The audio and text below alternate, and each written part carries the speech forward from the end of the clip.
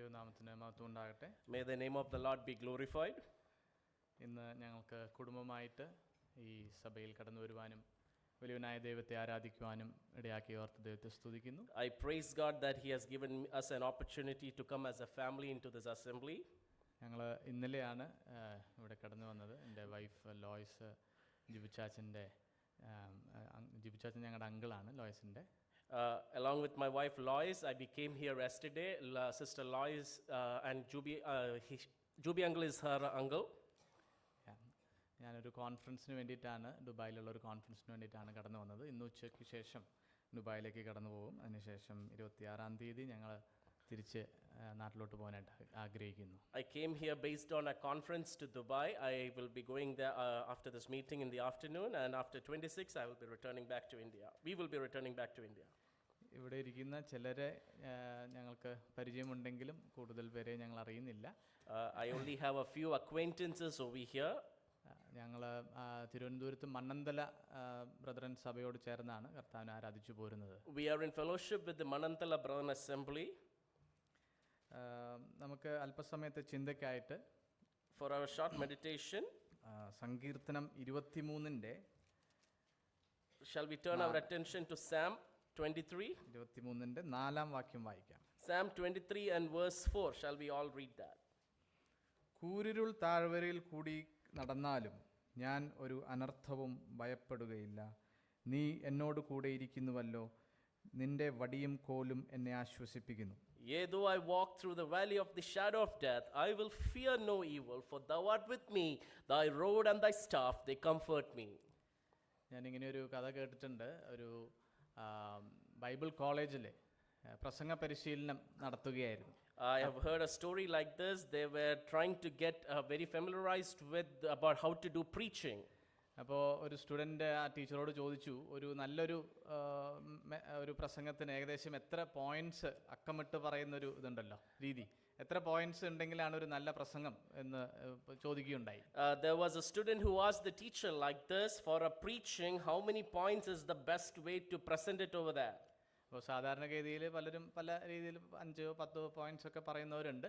എന്നാൽ അദ്ദേഹം ആ ടീച്ചർ പറഞ്ഞു, എത്ര പോയിന്റ്സ് ആണെങ്കിലും ശരിയാണ്, ഐ മീൻ അതിൽ ഇറ്റ് ഡസൻറ്റ് മാറ്റർ, പക്ഷേ കേൾക്കുന്ന ഓരോരുത്തർക്കും അറ്റ്ലീസ്റ്റ് ഒരു പോയിന്റ് എങ്കിലും ഉണ്ടായിരിക്കണം അവരുടെ ജീവിതത്തിൽ പ്രാവർത്തികമാക്കാൻ. ആ രീതിയിൽ നമുക്ക്, ഞാൻ പറഞ്ഞതിൻ്റെ ഉദ്ദേശം, ഇന്ന് കടന്നു വന്നിരിക്കുന്ന ഓരോരുത്തർക്കും, ഞാനടക്കം ഉള്ള വ്യക്തികൾക്ക് അടുത്തൊരു ആഴ്ചയിൽ നമുക്ക് ആവശ്യമായിട്ടുള്ള ദൈവവചനം ലഭിക്കേണ്ടതിന് നമുക്ക് പ്രാർത്ഥനയോടുകൂടി ഇരിക്കാം. The teacher responded like this: whoever comes into the church, they should be able to walk out from here with at least a point from the message. It doesn't matter how many points you say, but at least one point they should be able to reflect that in their pragmatic Christian life. നാം വായിച്ച ഈ സങ്കീർത്തന ഭാഗം നമുക്ക് എല്ലാവർക്കും വളരെ പരിചയമുള്ളൊരു സങ്കീർത്തനവുമാണ്, ഈ വാക്യവുമാണ്. അതിൽ പ്രധാനമായിട്ടെന്ന് പറയാൻ ഉദ്ദേശിക്കുന്നത് തിരുവചനത്തിൽ നൽകിയിരിക്കുന്ന ചില താഴ്വരകളുടെ അനുഭവങ്ങളെക്കുറിച്ചാണ്. The portion which we just read is a very familiar one, especially the verse over here. And for us this particular morning, I would like to talk about the certain experiences that we go through the valley as a Christian.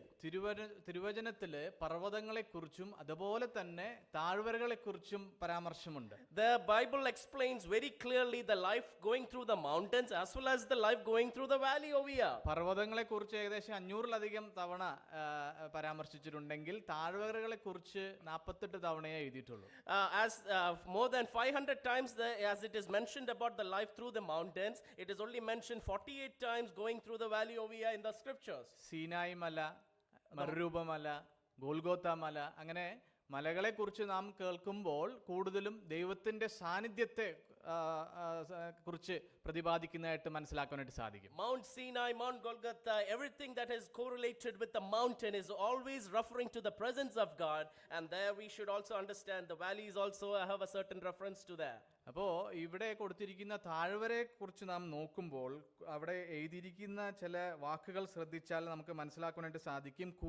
താഴ്വരകളും നമ്മുടെ ആത്മീയ ജീവിതത്തിൽ ദൈവം നമുക്ക് നൽകുന്നതാണ്. എന്നാൽ അതൊരു permanent സ്ഥലമല്ല, നമുക്ക് അവിടെ റിസൈഡ് ചെയ്യാനായിട്ടുള്ള ഒരു പെർമനന്റ് സ്ഥലമല്ല. എന്നാൽ അതിലൂടെ ദൈവം നമ്മളെ നടത്തും എന്ന് വ്യക്തമായിട്ട് ഈ തിരുവചനം നൽകിയിരിക്കുന്നു. ത്രൂ എന്നുള്ളൊരു വാക്ക് അവിടെ ഉപയോഗിച്ച് നിങ്ങൾ ശ്രദ്ധിച്ചിട്ടുണ്ടാവും. The scripture highlights or escalates very clearly on the importance of the valley. And as a Christian, we are not residing permanently over here, but we are going through the valley. That is what the Bible mentions very clearly over here.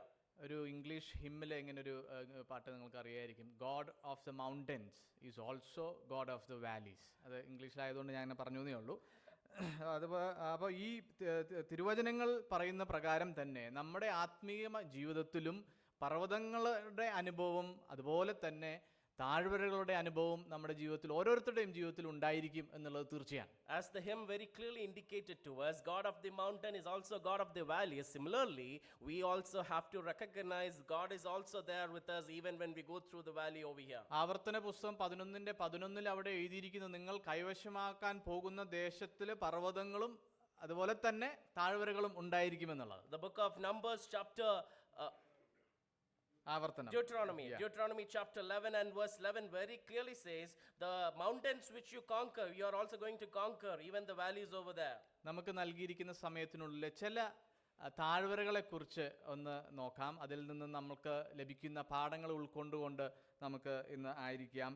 1 ശമൂവേലിന്റെ പുസ്തകം 17-ാം അധ്യായം അതിൻ്റെ 2-ാം വാക്യം വായിക്കാം. Shall we turn our attention to 1 Samuel 17 verse 2, just like we have to understand going through the valley, what does the scripture teaches us? 1 Samuel 17 and verse 2 we read over here. ശൗലും ഇസ്രായേലും ഒന്നിച്ചുകൂടി ഏലാ താഴ്വരയിൽ പാളയമിറങ്ങി ഫെലിസ്ത്യരോട് പടയ്ക്ക് അണിനിരത്തി. Saul and the men of Israel were gathered together and encamped in the valley of Elah and set the battle in array against the Philistines. നമുക്ക് ഇതിൻ്റെ പശ്ചാത്തലം വളരെ സുപരിചിതമാണ്. എന്നാൽ ഒരുപക്ഷെ നമ്മൾ ഈ താഴ്വരയെ കുറിച്ച് അല്ലെങ്കിൽ ആ പേര് ഒരുപക്ഷെ നമ്മൾ ശ്രദ്ധിച്ചിട്ടുണ്ടാവില്ല. ഏലാ താഴ്വര. We are very familiar with the background of the story, but we should pay attention to the valley of Elah in this portion over here. എന്താണ് ഇവിടെ സംഭവിച്ചത് നമുക്ക് എല്ലാവർക്കും അറിയാം. What we understand from here, ദാവീദും ഗോലിയാത്തും തമ്മിലുണ്ടായ എന്താ പറയുന്ന ആ ഒരു യുദ്ധത്തെ കുറിച്ചാണ് ഇവിടെ പ്രതിപാദിക്കുന്നത്. we understand about the fight between David and Goliath over there. ഗോലിയാത്തിനെ കുറിച്ച് നമുക്കറിയാം. ഞാൻ സൺഡേ സ്കൂൾ സ്റ്റുഡൻസ് ഒക്കെ ഇവിടെ ഉള്ളതുകൊണ്ട് ചോദിക്കുകയാണ്, എത്ര ഹൈറ്റാണ്, എത്ര നീളമാണ് ഗോലിയാത്തിന് ഉണ്ടായിരുന്നത്? We are very familiar with the story. I would like to ask a question to the Sunday school students. How much do you think is the height of the giant Goliath over here? 4ാം വാക്യത്തിൽ അവിടെ എഴുതിയിട്ടുണ്ട്. Pay attention to verse 4. We read about his height over there. അവിടെ മലയാളത്തിൽ ഇങ്ങനെ 6 മുഴവും 1 ചാണും എന്നുള്ളൊരു എന്താ പറയുന്നത് യൂണിറ്റാണ് അവിടെ കൊടുത്തിരിക്കുന്നത്. 6 cubits and a span. ഇത് മലയാളത്തിലും ഇംഗ്ലീഷിലും നമ്മളിപ്പോൾ ഉപയോഗിക്കുന്ന ഒരു യൂണിറ്റ് അല്ല, അല്ലേ? It's not a thing which we use in this today's century, but it is mentioned according to the Old Testament times over here. ഞാൻ ഇതൊന്ന് വായിച്ചു നോക്കിയപ്പോൾ ഈ സത്യം ബൈബിളിൻ്റെ അവസാനം അത് കൊടുത്തിട്ടുണ്ട്, അന്നത്തെ യൂണിറ്റ്സിനെ കുറിച്ചും എന്താണ് അതിൻ്റെ ഇക്വലൻ്റ് ആയിട്ടുള്ളതും. അപ്പോൾ അതിൽ കൊടുത്തിരിക്കുന്ന 1 മുഴം അല്ലെങ്കിൽ ഈ 6 മുഴം എന്ന് നോക്കുമ്പോൾ എത്ര അടിയായിരിക്കും? ഏകദേശം 9 അടി. 1 മുഴം ഇസിക്കൽ ടു 45 സെൻറ്റിമീറ്ററാണ്. അതുപോലെ തന്നെ 1 ചാണ് എന്നുള്ളത് 22 സെൻറ്റിമീറ്ററാണ്. അപ്പോൾ അങ്ങനെ നോക്കുകയാണെങ്കിൽ ഒരു ഗോലിയാത്തിൻ്റെ ഹൈറ്റ് എന്നുള്ളത് ഏകദേശം 9 അടിയും 22 സെൻറ്റിമീറ്ററും വരും. Today, according to today's measurement, it is approximately 45 centimeters plus 25 centimeters. We can understand about his height over there. Yeah, into 9 9 അടി അല്ലെങ്കിൽ 6 എത്ര multiplied that by 9 times over there. അപ്പോൾ 9 നല്ലൊരു ഹൈറ്റ് ഉള്ള ഒരു വ്യക്തിയാണ് ഗോലിയാത്ത് എന്ന് അറിയാം. ഇന്ന് നമ്മൾ അങ്ങനെ ഇത്രയും ഹൈറ്റ് ഉള്ളവരെ സാധാരണ കാണാറില്ല. 6 അടിയൊക്കെ നമ്മൾ 6.5 അടിയൊക്കെ നമ്മൾ സാധാരണ കാണുന്നുണ്ടെങ്കിലും ഇത് എന്താ പറയുന്ന അത്രയും ഹൈ ആയിട്ടുള്ള ഒരു വ്യക്തിയാണ് Goliath. He was a man of great stature and height over there, and we cannot find such a person like that with that height even for today also. അങ്ങനെ ദാവീദ് അവിടെ കടന്നു വരും. എന്നാൽ ഇവിടെ ശ്രദ്ധിക്കേണ്ട മറ്റൊരു കാര്യം, ദാവീദിന്റെ ഹൈറ്റ് ഇവിടെ പറയുന്നില്ല. ഉണ്ടോ എവിടെയെങ്കിലും ദാവീദ് ഇത്ര 5 അടിയായിരുന്നു 6 അടിയായിരുന്നു എന്ന് എവിടെയെങ്കിലും പറയുന്നുണ്ടോ? But one thing unique over here is we do not find the position of or the height of David over here in this passage. കാരണം അതിൽ പ്രസക്തിയില്ല.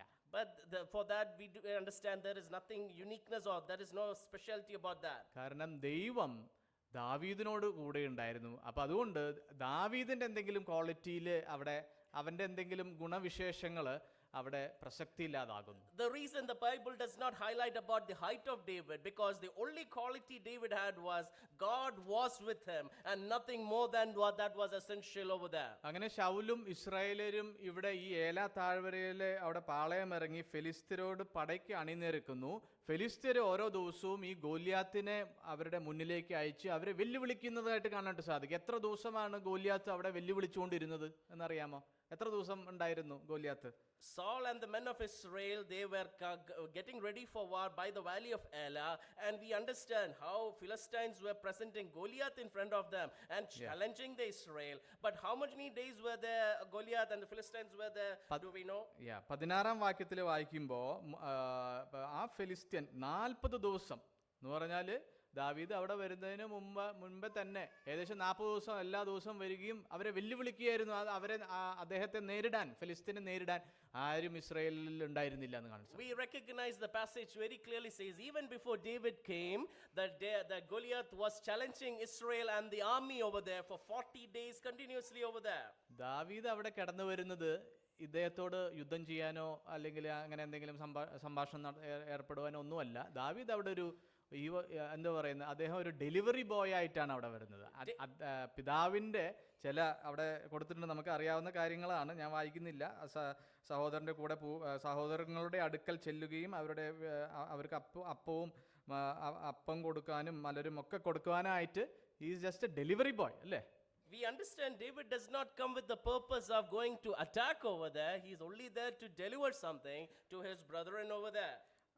അന്നാളിൽ ഈ ഇസ്രായേൽ മക്കൾ എല്ലാവരും വളരെ വലിയൊരു പ്രതിസന്ധിയിലായിരുന്നു. അവരെല്ലാവരും ഭയപ്പെട്ടു എന്ന് വീണ്ടും വീണ്ടും നമ്മൾ പല വാക്യങ്ങൾ നമുക്ക് വായിക്കാനായിട്ട് സാധിക്കും. എന്നാൽ ഈ ഭയപ്പാട് കണ്ടിട്ട് ദാവീദിന് വല്ലാത്തൊരു വിഷമം തോന്നി. അങ്ങനെ ദാവീദ് അവിടെ ശൗലിനോട് അടുത്ത് വരുന്നു. നമുക്ക് കുറച്ച് പെട്ടെന്ന് പോകാം. നീ ഇവിടെ എന്തിനു വന്നു എന്നുള്ള ഒരു വാക്കും അവിടെ 28-ാം വാക്യത്തിൽ എഴുതിയിരിക്കുന്നത് കാണാൻ സാധിക്കും. Let us run quickly over here. We understand David is coming only there too with the purpose of delivery, and in that time the Israelites were with a huge burden, and David is also getting burden over there, and that we understand what is happening in verse 28, continuing the story over there. ഈ ആട്ടിടനായ ദാവീദ് അവിടെ 32-ാം വാക്യത്തിൽ ശൗലിനോട് പറയുകയാണ്, ഇവന്റെ നിമിത്തം ആരും അധൈര്യപ്പെടേണ്ട. അവരെല്ലാവരും പേടിച്ച് ഭയപ്പെട്ടിരിക്കുന്ന സമയത്ത് അവരോട് പറയുകയാണ്, നിങ്ങൾ ഈ ഫെലിസ്ത്യൻ നിമിത്തം ആരും അധൈര്യപ്പെടേണ്ട എന്നുള്ളത് നമുക്ക് കാണാൻ വേണ്ടി സാധിക്കും. When such a situation arose in Israel, we understand how is David encouraging Saul over there. He is saying in verse 32, let no man's heart fail because of him. Thy servant will go and fight with this Philistine. ശൗലിനോട് ദാവീദ് പറയുകയാണ്, നിനക്ക് ഇതിന് പ്രാപ്തിയില്ല. ദാവീദിനെ കണ്ടിട്ട് മനസ്സിലായി, ഒരുപക്ഷെ 5 അടിയോ 6 അടിയോ ഉണ്ടാവുമായിരിക്കുള്ളൂ. അപ്പോൾ പ്രഥമ ദൃഷ്ടിയ ശാരീരികമായിട്ടുള്ള ക്ഷമത അവനില്ലാന്ന് മനസ്സിലാവുകയും പറയുകയാണ്, നിനക്കതിന് പ്രാപ്തിയില്ല എന്ന് അവിടെ ശൗൽ ഒരു സ്റ്റേറ്റ്മെന്റ് പറയുക. Saul is making a quick impulsive judgment about David over there. You are not fit to even come in front of this Goliath. And how we recognize over here, Saul is responding with that statement over there in verse 33. അപ്പോൾ സാധാരണഗതിയിൽ അങ്ങനെ ഒരു disappointing statement അല്ലെങ്കിൽ discouraging statement നമ്മൾ കേട്ട് കഴിഞ്ഞാൽ നമ്മൾ പതുക്കെ നമ്മുടെ സ്വന്തമായിട്ടുള്ള നമ്മുടെ ബിസിനസ്സിലോട്ട് കടന്നു പോകും. എന്നാൽ ഇവിടെ ദാവീദ് 34-35 വാക്യങ്ങൾ എടുത്തുകൊണ്ട് ദാവീദിന്റെ സാക്ഷ്യം അവിടെ പറയുകയാണ്. Normally when something like a disappointment or someone who discourages us like that, what we do is when we go back into our own life over here. But what we see here about David in verse 34-35, he is making up a decision that shows his testimony over there. അവിടെ സിംഹത്തെയും കരടിയെയും പിടിക്കുകയും തോൽപ്പിക്കുകയും അവരെ കൊല്ലുകയും ചെയ്തു എന്ന് അവിടെ വ്യക്തമായിട്ട് ദാവീദ് ശൗലിനോട് ഒരു എന്താ പറയുന്ന പ്രൂവ് ചെയ്യാനായിട്ട് പറയുന്നത് കാണാൻ സാധിക്കും. David is speaking to Saul over here how he protected his father's sheep from the bear and the lion over there, and he is proving Saul over here. നമ്മൾ കേൾക്കുമ്പോൾ നമ്മളും സാക്ഷ്യം കേൾക്കുന്നവരൊക്കെയാണ്. ആണ്ടർദിക്കൊക്കെ നമ്മൾ പല സാക്ഷ്യങ്ങളും കേൾക്കും. നമ്മൾ പലപ്പോഴും ഇങ്ങനെയുള്ള കാര്യങ്ങൾ നമ്മുടെ ഒരു ബോസ്റ്റിംഗ് എന്ന രീതിയിൽ നമ്മളെ തന്നെ പുകഴ്ത്തുന്ന രീതിയിൽ നമ്മളിതൊക്കെ ശാന്തമായിട്ട് വെക്കുക. എന്നാൽ ചില സമയങ്ങളിൽ ഒരുപക്ഷെ നമ്മുടെ ജോലി സ്ഥലങ്ങളിലായാലും നമ്മുടെ കോളേജുകളിലായാലും നമ്മുടെ അയൽപ്പക്കങ്ങളിലായാലും ഒരുപക്ഷെ നമുക്ക് ദൈവം നമ്മളോട് കാണിച്ച വൻ കാര്യങ്ങൾ പറയേണ്ടതായിട്ടുള്ള ഒരു അവസരം വരുമ്പോൾ തീർച്ചയായിട്ടും നാം പറയേണ്ടതാണ് എന്നുള്ളതാണ് ഇവിടെ മനസ്സിലാക്കുന്നത്. അതുകൊണ്ടാണ് ശൗലിന് അവിടെ കൺവിൻസ് ആവുകയും ശൗല് പിന്നീട് പറയുന്നത് എന്താണ്, 37 വാക്യത്തിൻ്റെ അവസാന ഭാഗത്ത് ആദ്യം നിനക്ക് പ്രാപ്തിയില്ല എന്ന് പറഞ്ഞ ശൗൽ ഇവിടെ പറയുകയാണ്, ചെല്ലുക, യഹോവ നിന്നോട് കൂടെയിരിക്കും. Normally, we might, when we go through verse 34, verse 35, we might think this is just boasting over here, or this is just a statement which is made out of pride over here.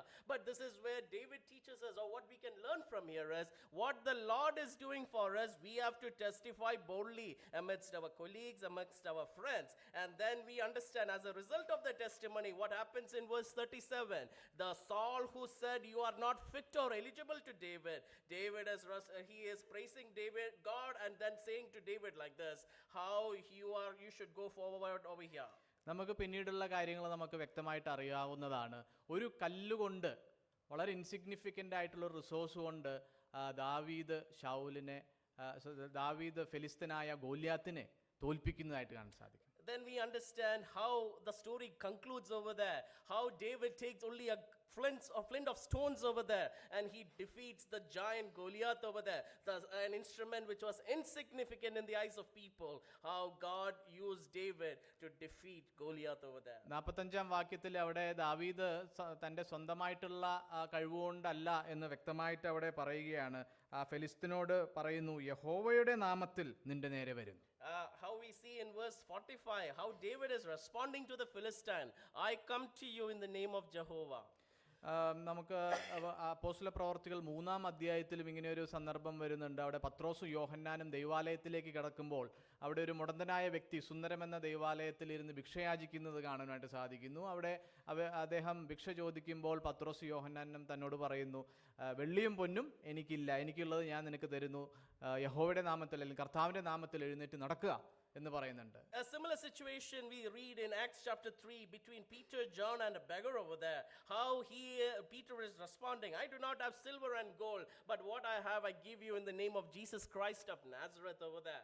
അപ്പോൾ ഇന്ന് നാം ഈ ലോകത്തിൽ ജീവിക്കുമ്പോൾ മറ്റുള്ളവർ അല്ലെങ്കിൽ പുറമേ കാണുന്ന രീതിയിലുള്ള പല കാര്യങ്ങൾ നമുക്ക് ഒരുപക്ഷെ ഉണ്ടായിരിക്കാം. എന്നാൽ അതിലല്ല നമ്മുടെ കാര്യം എന്നുള്ളത് മനസ്സിലാക്കേണ്ടതാണ്. When we live in this world over here, we have to remember, we may have things outwardly, but we have to remember that is not what is valuable, what is inside, or how is our faith in the name of God. That is important in our Christian life. മനുഷ്യരാൽ അസാധ്യമെന്ന് തോന്നാവുന്ന അവസരങ്ങളിൽ ദൈവത്താൽ എല്ലാം സാധ്യം എന്ന് സാക്ഷ്യം പറയാനായിട്ട് നമുക്ക് ഇടവരേണ്ടതാണ്. We should have a testimony over here. What is impossible by man, it is possible by God alone. We should remember that. നമുക്ക് രണ്ടാമത്തെ താഴ്വരയെ കുറിച്ച് നോക്കാം. Let us come down to the topic, second point in our topic, the valley over here. യോശുവയുടെ പുസ്തകത്തിലേക്ക് നമുക്ക് തിരിയാം. We see another valley in the book of Joshua. യോശുവ 7:24. Joshua 7 and verse 24. അവിടെ എഴുതിയിരിക്കുന്ന പ്രകാരമാണ്, അപ്പോൾ യോശുവയും എല്ലാ ഇസ്രായേലും കൂടെ സേരഹിന്റെ പുത്രനായ ആഖാനെ വെള്ളി, മേലങ്കി, പൊൻകട്ടി, അവന്റെ പുത്രന്മാർ, പുത്രിമാർ, അവന്റെ കാള, കഴുത, ആട്, കൂടാരം, ഇങ്ങനെ അവനുള്ള സകലവുമായി ആഖോർ താഴ്വരയിൽ കൊണ്ടുപോയി. And Joshua and all Israel with him took Achan the son of Zerah and the silver and the mantle and the wedge of gold and his sons and his daughters and his oxen and his asses and his sheep and his tent and all that he had, and they brought them up to the valley of Achor over there. ഇവിടുത്തെ താഴ്വരയുടെ പേര് Achor. ഈ Achor താഴ്വര നൽകുന്ന ചില പാഠങ്ങൾ നമുക്ക് ശ്രദ്ധിക്കാം. Shall we look into the lessons? What does the valley of Achor teach us over here? ഇവിടെ 7-ാം അധ്യായത്തിൻ്റെ അതേ അധ്യായത്തിൻ്റെ ആദ്യത്തെ വാക്യത്തിൽ പറയുന്നു, എന്നാൽ ഇസ്രായേൽ മക്കൾ ശപഥാർപ്പിത വസ്തു സംബന്ധിച്ച്. ഇവിടെ ആഖാനാണ് അവിടെ തെറ്റ് ചെയ്യുന്നത്, ഒരു വ്യക്തിയാണ് അവിടെ തെറ്റ് ചെയ്യുന്നതെങ്കിലും നമ്മൾ പഠിക്കേണ്ടുന്ന പാഠം എന്നുള്ളത് ആ ഇസ്രായേൽ മക്കൾ മുഴുവനായും അവർ ഈ തെറ്റിൻ്റെ കാരണക്കാരാകുന്നു എന്നുള്ളതാണ്. അല്ലെങ്കിൽ ആ തെറ്റിൻ്റെ ശിക്ഷ അവരെല്ലാവരും ചേർന്ന് ഏൽക്കുന്നതായിട്ട് കാണാൻ സാധിക്കും. When we read through the background over here, chapter 7 verse 1, we recognize over here, even when it is only Achan who is doing the sin over there, the responsibility of that sin comes to the entire children of Israel. 7 verse 1 starts like this: children of Israel committed a trespass in the devoted thing over there. യെരിഹോവിൽ അവർക്ക് വലിയൊരു ജയം ദൈവം അവർക്ക് നൽകി. ആ ദൈവം തന്നെ അവരോട് ഒരു കൽപ്പന നൽകി, ഈ പട്ടണവും അതിലുള്ളതൊക്കെയും യഹോവയ്ക്ക് ശപഥാർപ്പിതമായിരിക്കുന്നു, അതുകൊണ്ട് അതിൽ നിന്നൊന്നും എടുക്കരുത് എന്നുള്ള വ്യക്തമായ കൽപ്പന ദൈവം ഇസ്രായേൽ മക്കൾക്ക് നൽകിയിരുന്നു. എന്നാൽ ആഖാൻ ആ കൽപ്പനയിൽ വീഴ്ച വരുത്തി. We understand what was the background over there. How did they commit that trespass? Where the Lord is bringing them a victory, and how God is commanding over there. The entire city should be burned over there. But Achan does a mistake over there. ഇവിടെ hi പട്ടണം പിടിച്ചടക്കാൻ പോയപ്പോൾ എരിഹോവിനേക്കാളും വളരെ എളുപ്പത്തിൽ പിടിച്ചടക്കാമായിരുന്ന ഒരു പട്ടണമായിരുന്നു hi. എന്നാൽ ദൈവം അവരെ തോൽപ്പിച്ചു കളഞ്ഞു. ഈ തെറ്റ് കാരണമാണ് ഹായിൽ അവർക്ക് ജയം കൊടുക്കാതിരുന്നത്. When we compare between Jericho and Ai, we understand how the two cities where Jericho is much more stronger and much more difficult, but Jericho they got a victory, but in Ai, which was easy to get a victory, they were failing over there. They were defeated because Achan sinned over there.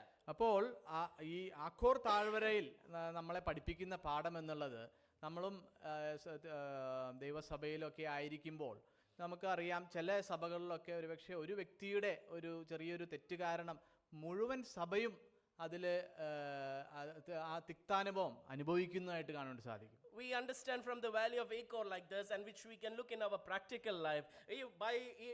By Achan's sin, the entire Israel suffered. By one man's sin, a whole assembly can suffer the consequence of that sin over there. അപ്പോൾ ഇവിടെ ദൈവം വളരെ ശക്തമായി ഇടപെടുകയും ആക്കാനുള്ളതെല്ലാം അവൻ എന്താണ് ചെയ്തത്? ഇവിടെ നിന്ന് ഈ ശബദാർപ്പിത വസ്തുക്കളിൽ നിന്ന് അവൻ കളവ് എടുത്ത് കൊണ്ടുവരികയും അവനത് ക്രയവിക്രയമോ അല്ലെങ്കിൽ അങ്ങനെ എന്തെങ്കിലും എവിടെയും കൊടുത്ത് എന്തെങ്കിലും ബിസിനസ് നടത്തുകയോ അല്ല ചെയ്തത്.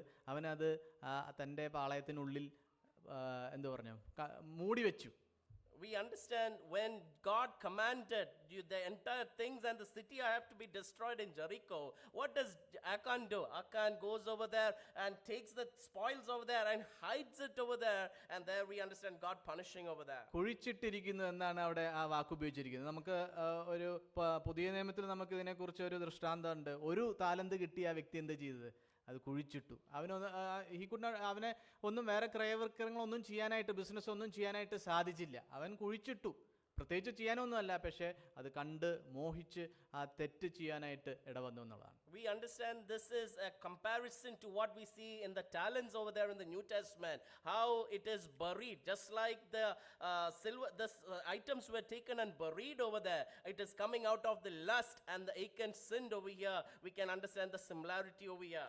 അവിടെ നമുക്കറിയാം, തനിക്കുള്ളത് എല്ലാത്തിനെയും അവർ കല്ലെറിഞ്ഞ് അവനെ കൊന്നുകളഞ്ഞു എന്നുള്ളത് കണ്ടിട്ട് സാധിക്കും. അതുപോലെ തന്നെ 26-ാം വാക്യത്തിൽ ശ്രദ്ധിക്കേണ്ട ഒരു കാര്യം എന്നുള്ളത്, അത് ഇന്ന് വരെയും ഇരിക്കുന്നു എന്നുള്ള 2 സ്ഥലത്ത് എഴുതിയിട്ടുണ്ട്. ഇന്ന് വരെ ഇരിക്കുന്നു എന്നുള്ളത്.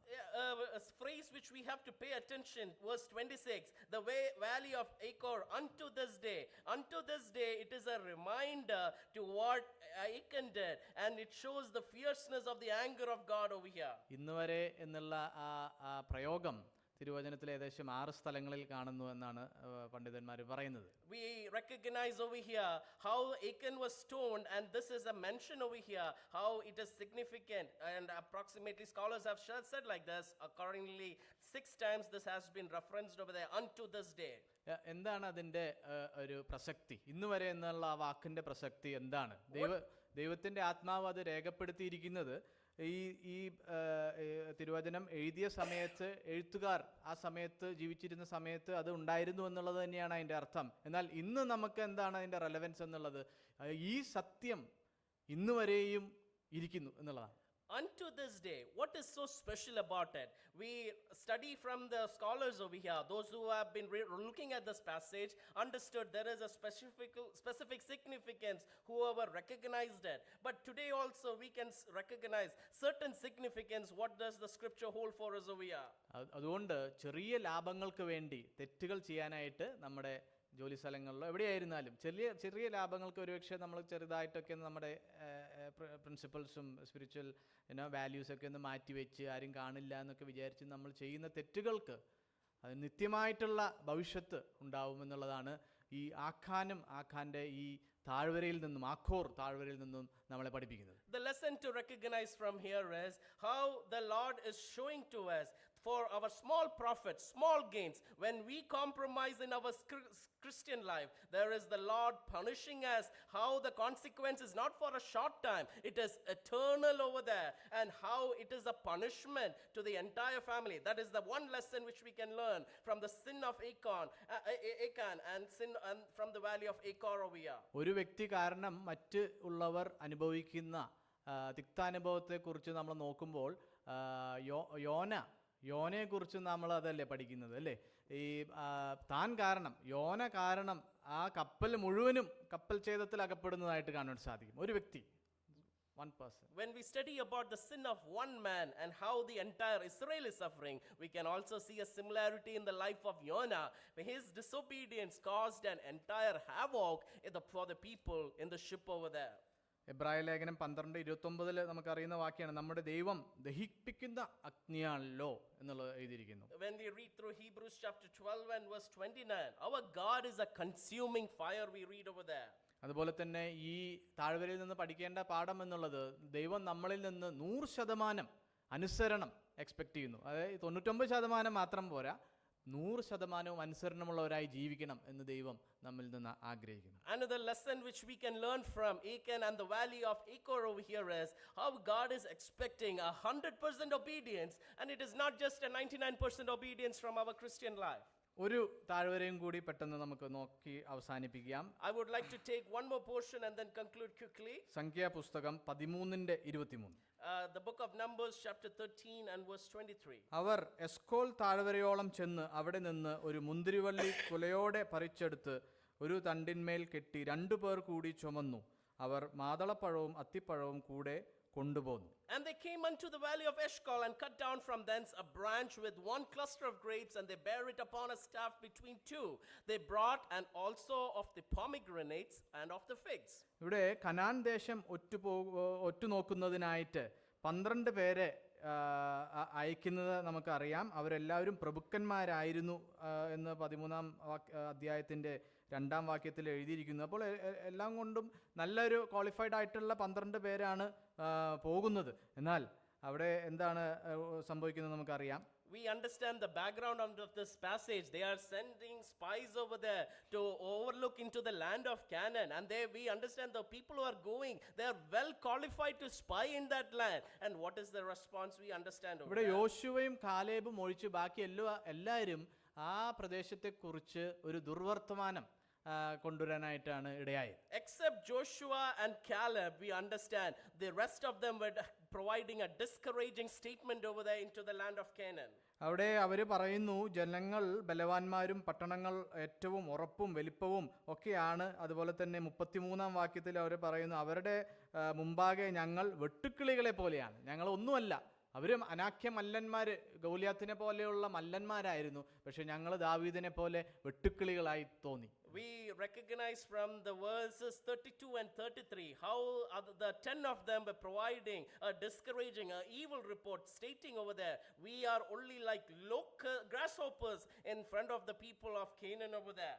എന്നാൽ അവിടെ കാലേബ് മോശയുടെ മുമ്പാകെ ജനത്തെ അമർത്തി. അപ്പോൾ ഇവിടെ മനസ്സിലാക്കുവാൻ സാധിക്കുന്ന ഒരു കാര്യം, ദൈവസഭയുടെ മുമ്പാകെ എപ്പോഴും ദൈവാധിപത്യമാണ് നിലനിൽക്കുന്നത്, അല്ലാതെ ജനാധിപത്യമോ അല്ലെങ്കിൽ മെജോറിറ്റി റൂൾ ചെയ്യുന്ന ഒരു കാര്യമല്ല ദൈവസന്നിധിയിലുള്ളത്. We recognize here in verse 30 how Caleb stopped the people over there in front of everyone over there. And there we have to study here. It is not democracy that lands in front of God over there. It is how God rules. The significance of the power of God is what we see in this passage over here. മാനുഷികമായിട്ട് നമുക്ക് നോക്കിയാൽ കാണാനായിട്ട് സാധിക്കും. നമ്മൾക്ക് അറിയാം, ഇന്ത്യയിലൊക്കെ election വരാനായിട്ട് പോകുന്നു. അവിടെയൊക്കെ മെജോറിറ്റി ജനാധിപത്യത്തിൽ ആളുകൾ സ്ഥാനങ്ങളിലേക്ക് വരുന്നു. എന്നാൽ ദൈവത്തിൻ്റെ കാര്യപരിപാടിയിൽ അങ്ങനെയല്ല എന്ന് കാണാൻ സാധിക്കും. We recognize even in India there is democracy. The elections are coming. Definitely it is a way of looking at how the people come into leadership. But in the Christian life, in the areas of Christian atmosphere,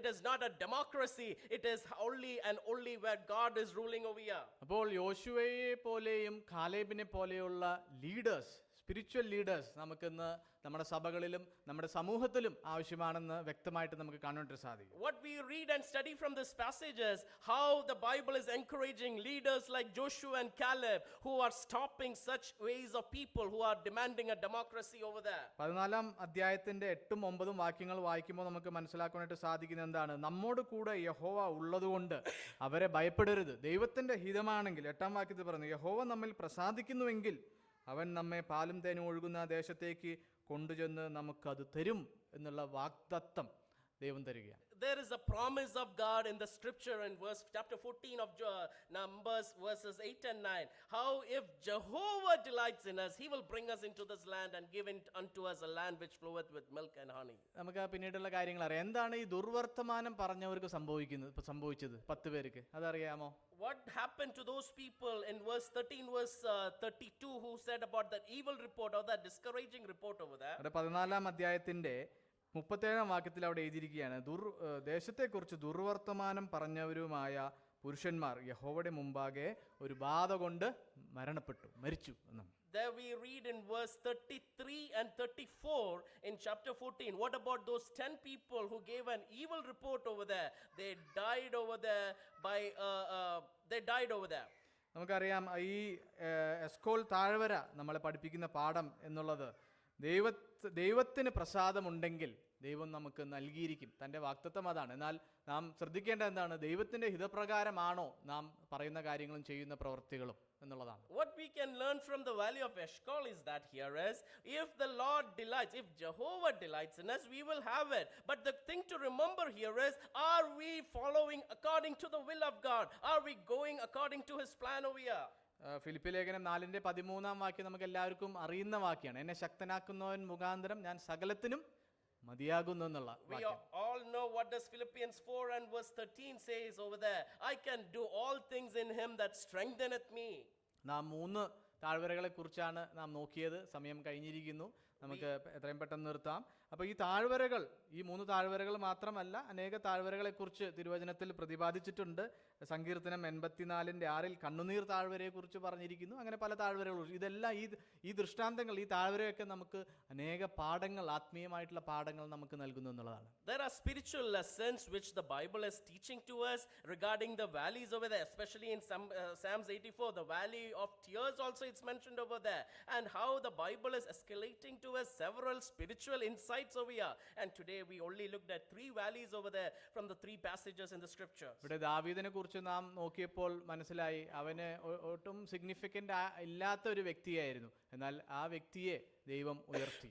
Where we recognize from the life of David, when he was a person of insignificance over there, but God raised him to a significant position, where we understand from the first valley over there, which we studied from the valley of Elah. ഏലാ താഴ്വര ഒരു വിജയത്തിന്റെ താഴ്വരയായിരുന്നെങ്കിൽ Achor താഴ്വര ഒരു പരാജയത്തിന്റെ താഴ്വരയായിരുന്നു. If valley of Elah was showing to us it is the area of victory, we recognize valley of Achor was showing a valley of defeat over there. നാം ഇംഗ്ലീഷിൽ ഇങ്ങനെ ഒരു കൊട്ടേഷൻ ഞാൻ കേട്ടിട്ടുണ്ട്, God does not qualify the called, അല്ലേ?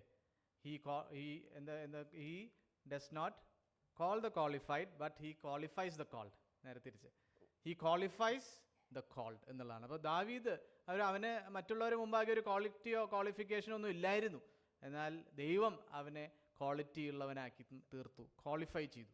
As the quotation goes very clearly, we understand even from the life of David how God made him qualified. When others thought he was not qualified, we recognize the power of God qualified David to lead the people into victory. യഹോവ നമ്മോട് കൂടെ ഉള്ള അനുഭവം നമുക്കുണ്ടെങ്കിൽ, യഹോവ ഷമ്മ കൂടെയിരിക്കുന്ന ദൈവം നമ്മോട് കൂടെ ഉണ്ടെങ്കിൽ, തീർച്ചയായിട്ടും ഈ മരുഭൂപ്രയാണത്തിൽ, ഈ താഴ്വരയുടെ അനുഭവത്തിലൂടെ ദൈവം നമ്മളെ നടത്തും എന്നുള്ളത് തീർച്ചയാണ്. If God is with us, God, Jehovah Shammah is with us, we recognize even when we go through the wilderness journey, even as migrants, even when we move through a difficulty, we will be blessed in our valleys over there. നമുക്കറിയാം, ദുബായിലും മറ്റുള്ള പ്രദേശങ്ങളിലൊക്കെ 75 വർഷത്തിന് ശേഷം ഉണ്ടായ ഒരു വലിയ മഹാമാരിയിലൂടെ കടന്നുപോയി. കേരളവും 2018 കടന്നു പോവുകയുണ്ടായി. ഞാനും ഈ ദുരന്ത നിവാരണ പ്രവർത്തനങ്ങളിലും അല്ലെങ്കിൽ കാലാവസ്ഥ വ്യതിയാന മേഖലയിലാണ് പ്രവർത്തിക്കുന്നത്. അതുകൊണ്ട് അതിൻ്റെ തീവ്രത എനിക്ക് വ്യക്തിപരമായിട്ട് അറിയാം.